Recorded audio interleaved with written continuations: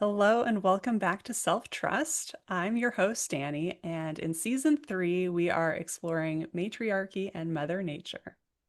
The podcast is a companion to my debut novel, Sister Earth, and Sister Earth follows three women who are approaching motherhood in a futuristic matriarchy where art is currency.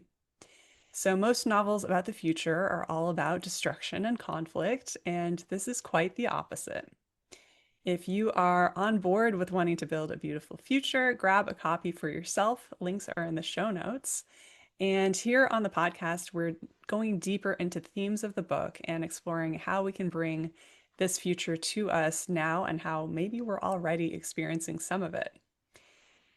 So, today I'm joined by Ginger Lee Owens, who is studying biology and neuroscience at Portland State University. And we are going to talk about one of my favorite elements of the book, which is that women lay eggs, and that's kind of like the reproductive process. So, for people who read sci fi, there's hard sci-fi, there's soft sci-fi. And so within sci-fi, people who want their fiction to be based on how science really works, or, you could say known science, they typically are drawn to hard sci-fi. And then soft sci-fi is a little more imaginative and a little more exploration into how things could be or how things could work. And so the book is definitely in the category of the latter. I came up with this idea of women laying eggs because of my own anxieties about the potential of becoming a mother and pregnancy and so on. And I thought, if we're doing a matriarchy, we're trying to make everything about being a woman more pleasant, easier, better. Why not make pregnancy a little bit easier, childbirth a little bit less painful? So that's where the idea came from. But, with that as part of the book, I wanted to talk to someone about how it could actually work and how far-fetched is this idea. And so I'm excited to have Ginger Lee here to speak as a scientist and dig into this with me. So thanks for being here, Ginger. Yeah, thank you for having me. I was really excited whenever you told me about your book. So I think this will be fun. So let's start out with animals that do lay eggs. So we've got birds, fish, reptiles, and insects. And so I'm not an expert on these things, but did humans also descend from a life form that laid eggs? How long ago was that? And how did that change, kind of take place? So humans did evolve from egg layers, and more specifically, I think within the group that you're referring to, like birds, reptiles, um, and whatnot. That would be like the amniotic egg, right? Because you also have like fish and amphibians who lay eggs in water. And so the evolution of like the amniotic egg would have appeared like around 320 million years ago or so. Um, and that would have been the ancestor that humans and reptiles shared that began the amniotic egg, which is basically an egg that has a very nutrient-dense yolk that would allow for the egg to survive and not dry out, and give them some independence from like a water source, whereas like fish and frogs and other amphibians need water for their eggs. Okay, amazing. So that's the egg that's not laid in water. It can be laid somewhere else. Yeah, so basically it gives us some freedom, um, but there's also some drawbacks. There's always kind of a cost benefit um, analysis in evolution, and not to say that it's like a conscious thing, right? But like there's trade-offs, and so one of the trade-offs of laying eggs in general is just that you have to be around to protect them, and part of that was water at some point, but being able to lay them outside of water meant that you could as an evolutionary adaptation or advantage meant that you could kind of like roam further and look for more vegetation or avoid predators in the water, etc. I mean, what's like the middle ground then between the egg and the live birth? Are there like multiple levels of transition? So, yeah, I wouldn't say that they were necessarily discrete levels of transition. It's more of a gradual kind of thing, and it really depends on the evolutionary driver, right? Like there's a pressure or a selection that kind of dictates whether or not something is more fit for the occasion. And we actually see right now there's kind of a transition in certain species of skinks, which is kind of like a lizard, I guess. Hmm. And what we're seeing is that um, skinks in like higher altitudes and colder climates, it's more beneficial for them to have live birth because of the warmth of the body, Okay. keeping the eggs warm. And in lower altitude and warmer climates, it's they're still laying eggs. Oh, interesting. So of the species, there's some groups that are doing one thing and some that are doing another thing. Yeah. And it's all to do with the environment, really. The genetic, I guess, blueprint for that, it doesn't just disappear, right? Like when we have a mutation that gives us like an advantage in an environment, and especially when like the environment changes quite suddenly, um, y- you have again kind of another cost benefit analysis, which is like if the adaptation gives us an advantage and say some previous adaptation that we still have, it doesn't really cost much.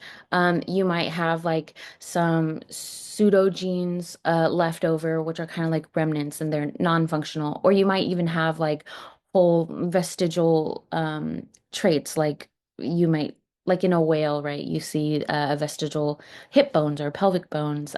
We even have a vestigial tail. So these are things that didn't really cost much in terms of like development.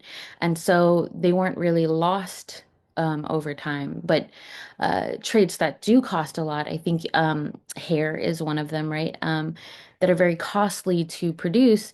Those are the ones that you typically see kind of like phasing out in our evolution. Okay, so interesting. So yeah, and I love this example of the change in the environment for that species was just the temperature, it sounds like. So I mean, this is where like I get to put the fiction writer hat on, and I'm sort of like, okay, well, what if this were to happen? So I mean, I don't know, some catastrophe, a meteor hitting, or I don't know, what could change. A lot is changing in the climate already. But if there was some big change, like, and I'm imagining, like, say, people who live in like I guess a warmer climate, like humans are still doing live births, but maybe in colder areas they start laying eggs or something like that. Like, can you come up with any sort of environmental change that could be related to or that maybe would drive something like that? So in terms of, I guess, whether or not, I mean, I guess it depends on how much artificial selection the scientists in your novel are applying, right? Because for a natural evolution towards egg laying, I mean, it would take a really long time, but um, y you could say, right, that the change is so drastic that, I mean, in maybe a couple of generations, the genes for live birth or whatever, the evolutionary adaptations that kind of all encompass live birth, right? Um, that they may just not survive within these few generations. But the problem with that is that that would most likely result in like the entire population disappearing. And so I think there would have to be kind of an element of artificial selection in directing that evolution towards that. But yeah, um, I think one thing I was kind of toying with last night when I was thinking about this, um, because I'd considered the same thing, is that hostility is a driving factor, right? Predation is a driving factor. And if we're thinking about, the political climate, feminism, etc., we live in a hostile environment, and I don't see why that wouldn't have some evolutionary impact, right? And I imagine that, you know, egg laying could be a response to uh, hiding our eggs from dangerous people, to that hostile environment. But I don't know. Yeah. Yeah, that's super interesting because it also makes me think of and yeah, I'll get into like how it works in the book too, but for example, they have mating season and so they're going around and they're having a lot of sex. And that's how the eggs are fertilized, but then a couple months later they lay the eggs and then maybe 6 months later the eggs hatch as toddlers. I would have to double check because I swapped around the timing a couple times because I wanted it to kind of resonate with similar to how long things already take. But essentially, the egg is in the woman's belly for less time, and her belly's getting less large. So maybe if there was something where people had to migrate, or they had to, they needed to hide that they were pregnant, or something like that. They needed to not have the downtime that we currently have when a woman is pregnant. Maybe there would be something like that that would make it an advantage. Yeah, and I think so we do actually still have some of these pseudo genes that are remnants from our egg-laying ancestors.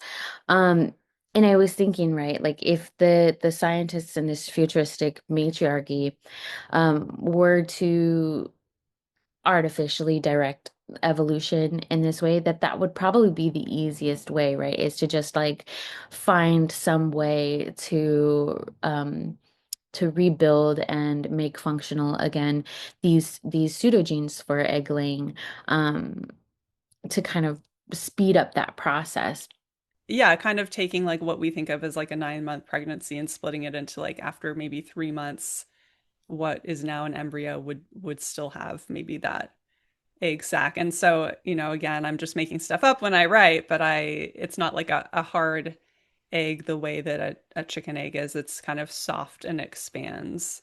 So it's fairly like the size of an orange when they're laying the eggs, but then they expand and then a toddler eventually hatches from it. And the shell of the egg solidifies. So part of the hatching is that they have to kind of break out, and that's what kind of activates their muscles. Yeah, I was wondering how that might work. Um, because uh, so in a traditional like a chicken egg, right? They're pretty much all encompassed. It's like all the nutrients that they're going to need eventually are within the egg. They're like self-contained. And they don't expand. So I thought that was that's an interesting adaptation. But I wonder though, because for us, it's the placenta that continuously feeds the nutrients to the baby. And so I was kind of toying with what that would entail if, at 3 months we lay the egg, and then how do how does this futuristic society ensure that it has all of the nutrients for the continued growth past that 3 months? That was my question. Yeah, that's super interesting because I mean, I'll be honest, like I don't know science super well and I'm not there's some novelists that'll do a bunch of research. I'm more just pulling stuff from my imagination, but there is a whole thing in the book about needing enough phosphorus in the sand. And so, at least needing the sand to be right and there's this because they go to a different planet to lay the eggs. So they Oh, can't neat. do it on Earth. They have to go, its sister Earth is the other planet. And so, yeah, to your point, I mean, maybe there is something about the sand there or something in the water there that's kind of providing those nutrients. You know that the water thing might be a really great route actually because I mean if it's not a I mean even a hard shell is kind of permeable to certain um it's certain nutrients but yeah I could imagine but I guess that would be more of like an amphibian type ancestor, right? That we would be looking at if we're looking at eggs that need to be in a like a body of water, but that would be one route because I imagine that the soft like membrane would be permeable to a lot of the nutrients that are necessary for growth. I don't know exactly what all is necessary for the growth of a baby, but um the logic tracks for me. Yeah. Yeah. Which is, I mean, I'm not, running a lab. I'm just writing a novel. So it's sort of like as long as the logic tracks and feels like it resonates with people. But to give people a little bit of background about the writing process, when I first had this idea, the plan was that I would present it as like an evolutionary change. And there is in the backstory of the novel, there's the great earthquake that happened many years before the novel starts. And there's these, women scientists who are brilliant and somehow kind of engineered this civilization. And so my initial idea was like we're putting the novel 1,000 years in the future. A lot could happen in 1,000 years. One of my early readers was like, this, to your point, this doesn't track. This doesn't feel like it's enough time. So that pushed me in the direction of saying, okay, these scientists, not only, did they survive the fall of civilization and create this community, but they also engineered this change for, various reasons. Um, so that is where I ended up being that they would essentially engineer the change and maybe fumble a few times with it in the lab, trying to figure out how to make the shift from a live birth to eggs. Um, but yeah, you kind of talked a little bit about this, but is there anything more about, this idea that there's sort of genetic memory or instructions of these, of, an egg versus a live birth? Not to get like super technical or anything. So I guess the like broad overview is that um we still have like fragments and remnants of DNA and things like mutations and changes that we have inherited from ancestors that we shared with reptiles and I mean pretty much every animal like throughout evolutionary history and uh, some of them are fragmented, but I can imagine that like if we took a closer relative, like a modern reptile or bird or something, um, that you could probably reverse engineer Mm. a complete copy, right? Like a completed functional gene that could help or enable us to create a yolk that would be sufficient, right? Like sufficient nutrients to sustain the egg sac or whatever it's called outside of the body. Uh, it- n- how that would work, I don't know, but it seems plausible, right? Like that in a very distant future, that might be a possibility. Yeah, so they're kind of taking the instructions from a life form that's currently using eggs and then bringing that into the human genome. Yeah, yeah. Yeah, I mean, we have the ability to edit genes now. So, Hmm.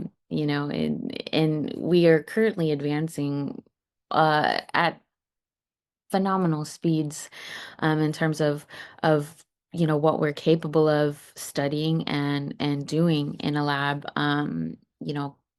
Current funding notwithstanding, but if we had an infinite source of funding, what we could do would be just insanely sci-fi. Wow.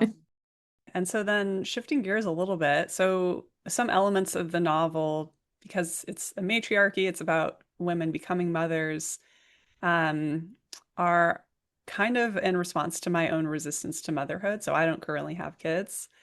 And so I'm curious, are you a mother yourself? And did you have any anxieties about the process? I am a mother. My daughter is 21 months now, so Oh, a wow. recent mother. And I did have some resistance, but I think that more so my resistance is more to the invisibility of motherhood. It's the stigma and the way that motherhood is treated in society rather than like motherhood itself. I had anxieties about pregnancy and about Mhm. birth. Um, but I actually did a blog about this for my volunteer outreach. But I am an advocate for multi-generational spaces, like and learning spaces, because I think I want to bring my kid everywhere I go, because I want her to see real life, right? And one of the aspects of real life is being exposed to what it means to have a baby, like seeing birth, seeing pregnancy, caring for newborns. Those are all things that like I only experienced when it was my turn. But I think that if more of us had this experience, we were exposed to like real life, right? Um, I think that it would be much less scary to kind of go into motherhood and not knowing really anything. I mean, I don't, one of the things that really stood out to me was like, I was like 38 weeks pregnant when I realized that like I had never even considered how milk comes out of your breast. Like, I guess I always just assumed it's like a hole, but did you know that it's not just a hole? It's like many, many holes, and they're not even really like holes. They kind of, I don't know. This might be TMI, but I thought it was such a strange realization because as girls, and especially in this society where we're like sex-driven consumerism, uh, you know, we spend from even before puberty, we spend so much time thinking about how big our boobs are, what they look like, how they're shaped, what they say about us, what it means to be a woman, and we kind of like analyze them as like commodities or accessories to our body. But I don't think I ever once really thought about what it meant as like a facet of motherhood, right? They just like existed on my body until I actually became a mom. And that was the strangest realization for me. Yeah. Yeah, that they're so functional to that and to the relationship between you and your child. Yeah, well, and that the fact that they are functional in what they do is so much more important than what other people think about them, right? And whether or not they make you look cute, or more desirable, that it would have taken me 30 something years to really contemplate or integrate and internalize what they mean for me as a woman. So that. Yeah. Yeah. Yeah. And I think what you're speaking to as well is like just, having your period is like something people try to pretend it's not happening or to hide it. Like it's just the cultural norm to kind of hide these things that have to do with fertility, which is just such a central part of life and the continuation of our species. So it does feel very backwards the way that it's hidden and not talked about. And I've heard that from other friends as well that have become moms that they're like, why did no one tell me this? How can I tell more people this? Because it's so strange how little that we do talk about it. Yeah, and I think it's also, I mean, when we do talk about it, especially like with periods, right? The first thing that comes to mind is like, oh, I'm a woman now, but what does that mean? And I think as a kid, you're like, oh, that means now I've entered this adult space where adult activities are engaged in, but not necessarily really understanding the gravity of what it means to uh, give life or be a caregiver or like protect and guide the future of humanity. Like those things are not anywhere at all within that kind of scope when you're thinking, oh, I'm a woman now. Yeah. Yeah, and so thinking about that, what would you change about, if you were kind of rewriting reality, what would you change about the motherhood process? Is there anything biologically that you would change having gone through it, or is it more the cultural that you would want to change? I mean, I had a really terrible pregnancy, but I think I think I would accept it for what it is. Um, it- because for me, I guess it was just really, it was I don't know, my rite of passage. But I think what I would change as far as like my experience of motherhood is just more multi-generational spaces. I just want to bring my daughter wherever I go. And I also want other people to experience her as an active participant in life, right? Like I don't want her to be a spectator and then, not really understand anything about life and until she's an adult and then we throw her into life and say, "Okay, well, you've had your fun and now you have to cook and feed your family and do your dishes and do all these things to guide your children." And I think in that respect, we've really sterilized the childhood experience from all things that are like hardship related or adult related or like life pertaining to life.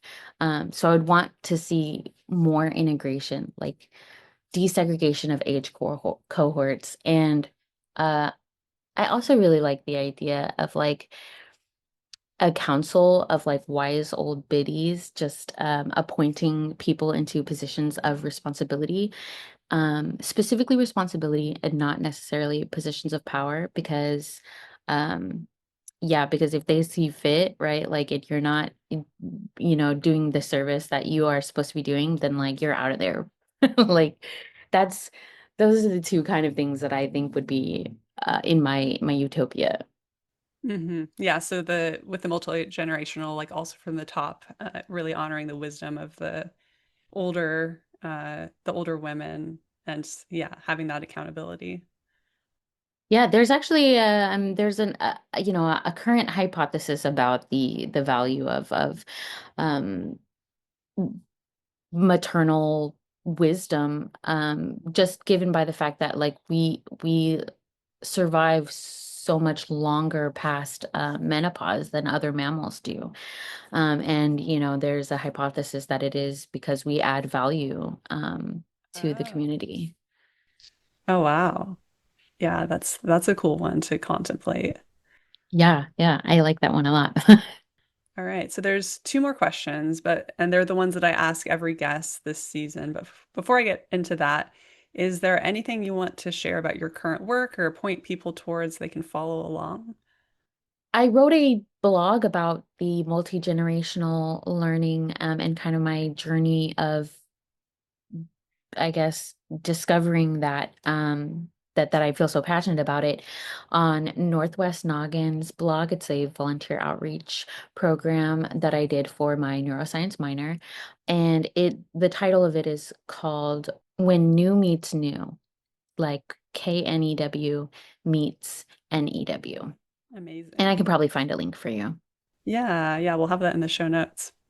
Okay, so in the world of Sister Earth, each woman, when she becomes a mother, then chooses an art that is then her contribution to society. So if you were living in this world, and the arts can be like a, you know, what I call fine art, like painting, a craft art like pottery, where you're kind of making something functional, or what I call a nature art, which might be like growing grapes or agriculture or something like that. So, which art do you think you would choose? Before I became a STEM major, I was an English major.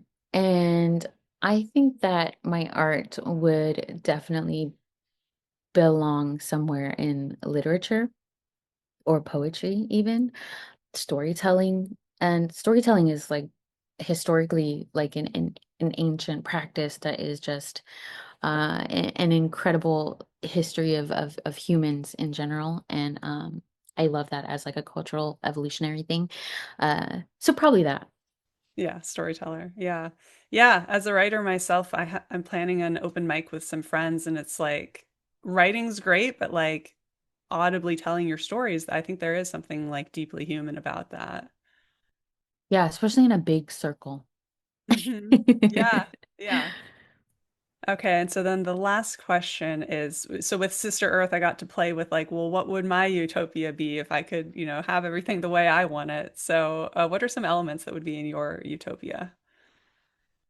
Well, I guess I guess that's kind of what I was envisioning with the wise counsel of old biddies and the desegregation of like age cohorts. But um I guess just in general, the element of visibility, right? I want my work and the value of my work not to be seen as like kind of janitorial, right? Like I think that with like take a hotel for instance. Usually when you go to a hotel, the star of the show is like the chef or the entertainment for the evening. But um it would all come crumbling down if you didn't have someone doing the cleaning that made this space the relaxing and inviting space that it is. And I think that that's kind of the work that um you know domestic caregivers do, and it goes widely unappreciated, even if they say it's like an honor, it's important, or we can do this without you. The actual impact, or I guess to say, if they really believed that way, the action that follows doesn't really reflect that that's how they value that work. And so to me, I would want to see this appreciation like front and center. Hmm. Yeah. Yeah. Yeah. Like you were saying, you mentioned the idea of a circle and like the idea of having visibility for everyone and not just, yeah, certain roles that are maybe, traditionally put on a pedestal. Yeah, I mean, I think it's the most pragmatic way to look at what we do, right? Like, because Hmm. childhood is a necessary precursor to adulthood. You don't become an adult without first being a child. But who is raising these children? And if you think about it from a neuroscience lens, that is the most critical window. That's when you're building who these people are going to be. It's not, preparing them to then go into the workforce to then be molded into a great human being. They must first be great human beings before they enter the workforce. And if we're undervaluing that, then I mean, it's backwards. We're not valuing the real work Yeah. that, Yeah. And I think a big part of it is the how they're paid, paying equitably, so that those roles are actually honored for the amount of intelligence, but also emotional intelligence that it requires. yeah, there's a study that I mentioned in my blog that they discussed that one of the solutions to increasing the value of women's work. I mean, and I hate to say women's work, but right, like domestic work and historically women's work, is to just have more participating men. right? Just for them to help more and do more so that they see more and experience more of what we do. And that creates a more equitable division of labor, but it also creates visibility. Amazing. Yeah. So it's just, even someone being able to see, like, oh, wow, that really made a difference. That, there's so many ways you can show up to do that work. And yeah, those decisions that you make really matter. Yeah, definitely. Yeah. Amazing. Well, thank you so much, Ginger Lee, for going down this very specific rabbit hole with me. Yeah, This thank you. I is had a lot of fun. Yeah, so fascinating. Actually, maybe builds my thesis that this is possible. I think it's a lot more, there's a lot more evidence for it than I even realized that there was.